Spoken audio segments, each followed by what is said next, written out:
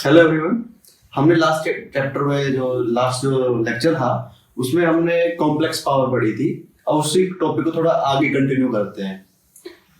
हमने देखा था कि मान लो अगर वोल्टेज जो सप्लाई है वो इस फॉर्म की है √2 cos ओमेगा टी, और करंट कुछ इस फॉर्म का है कि वोल्टेज से कुछ एंगल लैग कर रहा है। लेट अस से लैग कर रहा है, नेगेटिव है तो लैग कर रहा है, उसको हम लैगिंग पावर फैक्टर बोलते हैं।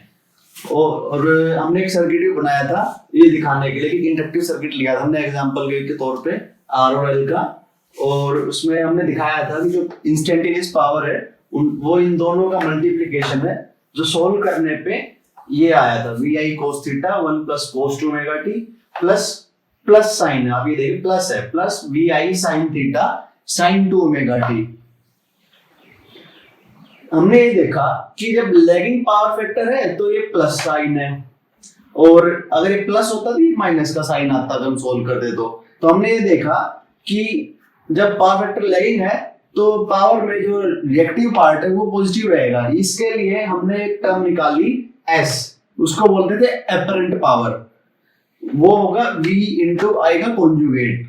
ये कॉम्प्लेक्स टर्म होगी जिसमें उसका रियल पार्ट क्या होता है, एवरेज पावर देता है, मतलब टोटल एक्टिव पावर देता है, रियल पावर देता है, और उसका जो इमेजिनरी पार्ट होगा वो हमें रिएक्टिव पावर देगा। तो हमने यहां तक देख लिया था। अब हम देखते हैं कि अगर हमें इनमें से जैसे इस क्वांटिटी में तीन चीजें हैं P, Q और थीटा। इनमें से अगर मुझे दो चीज दे दी तो तीसरी ऑटोमेटिकली पता लग जाएगी। क्यों? क्योंकि ये एक राइट ट्रायंगल से रिलेटेड होंगी। आप ये देखिए S का मैग्नीट्यूड क्या होगा, S का मैग्नीट्यूड क्या होगा, V और I, सिंपली ये होगा।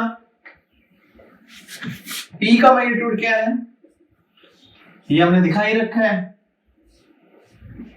VI cos थीटा, और Q का मैग्नीट्यूड क्या है, VI sin थीटा। इनको मैं एक राइट एंगल ट्रायंगल में शो कर सकता हूं ऐसे।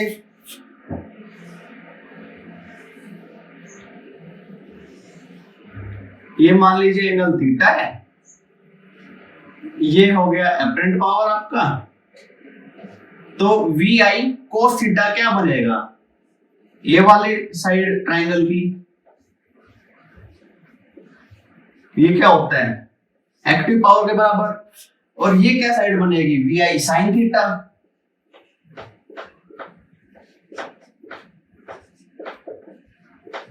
ये क्या होती है रिएक्टिव पावर के बराबर।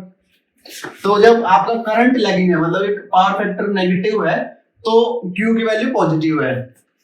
अब मुझे इनमें से कुछ दो क्वांटिटी दे दी जाए तो तीसरी मैं ऑटोमेटिक निकाल सकता हूं सिंपली ये ट्रायंगल यूज करके। अब नेक्स्ट हम आती है पावर फैक्टर। नॉर्मली हम पावर फैक्टर को दो तीन तरीके से डिफाइन कर सकते हैं। एक तो कि जो एंगल डिफरेंस है वोल्टेज और करंट में, वो पावर फैक्टर कहलाता है। बट जो एक टिपिकल डेफिनेशन जो हम बोलते हैं ना, ऑफिशियल डेफिनेशन क्या है, वो पावर फैक्टर की ये है कि it is the ratio of average power to the apparent power. Average power क्या होती है, रियल पावर या एक्टिव पावर, और एपरेंट पावर क्या है, नॉर्मल V और I का multiplication, RMS V RMS I का मल्टीप्लिकेशन, कोई एंगल वगैरह इन्वॉल्व नहीं है। इस डेफिनेशन का हमें एक फायदा हो जाता है जब हम पावर इलेक्ट्रॉनिक्स पढ़ेंगे, जिसमें अपने जो करंट होता है वो प्योरली साइनसॉइडल नहीं हो, उसमें कुछ हार्मोनिक्स प्रेजेंट हो, तो हमें इस डेफिनेशन से एक और डेफिनेशन दिखती है जिसमें हम डिस्टॉर्शन फैक्टर और डिस्प्लेसमेंट फैक्टर को यूटिलाइज करते हैं, और फिर उसके द्वारा पावर फैक्टर को हम डिफाइन करते हैं। तो हमें जब कोई कुछ भी पूछे तो पावर फैक्टर की डेफिनेशन यही बतानी चाहिए, ताकि पावर इलेक्ट्रॉनिक्स में हम पढ़ेंगे तो वो भी यूटिलाइज हो जाए सिंपली। अदरवाइज ये तो एंगल तो वोल्टेज और करंट के बीच में ही है अगर दोनों साइनसॉइडल है, पर मान लीजिए ये साइनसॉइडल नहीं है, थोड़ा सा इसमें हार्मोनिक्स प्रेजेंट है, तब डेफिनेशन में ये यूटिलाइज करनी पड़ेगी हमें। तो ये डेफिनेशन ही याद रखनी चाहिए कि पावर फैक्टर होता है ratio of average power to the apparent power. अब हम देखेंगे नॉर्मल, अगर इम्पीडेंस दे रखी है हमें कोई भी z is equal to R plus J X या z is equal to Z angle theta, तो उसमें हम कैसे निकाल सकते हैं कि रिएक्टिव पावर कितनी होगी और एक्टिव पावर कितनी होगी अगर वोल्टेज करंट दे रखे हैं तो मान लीजिए हमें z is equal to R plus J X दे रखा है, या फिर उसको हम अगर पोलर फॉर्म में लिखना चाहें तो ऐसे लिख सकते हैं z is equal to Z of angle theta, where ये जो z है वो इसका मैग्नीट्यूड है और z की वैल्यू क्या होगी, मैग्नीट्यूड की वैल्यू क्या होगी R square plus X square का अंडर रूट। नॉर्मल यहां से निकाल सकते हैं कॉम्प्लेक्स थ्योरी से। और ये जो थीटा है वो क्या होगा, थीटा क्या होगा tangent inverse x by R. Normal यही से आ सकता है ये सीधा, तो हम यहां से देख सकते हैं इससे और ये इक्वेशन यूज करके कि नॉर्मली जो रियल पार्ट होता है वो कॉस वाला पार्ट होता है और इमेजिनरी पार्ट साइन वाला पार्ट होता है। तो z cos थीटा क्या होगा r रियल पार्ट के बराबर, z sin थीटा क्या होगा इमेजिनरी पार्ट के बराबर x। तो मान लीजिए हमें अगर वोल्टेज दे रखी है और ये दे रखा है z दे रखा है, तो मैं करंट निकाल सकता हूं ओम्स लॉ से सीधा।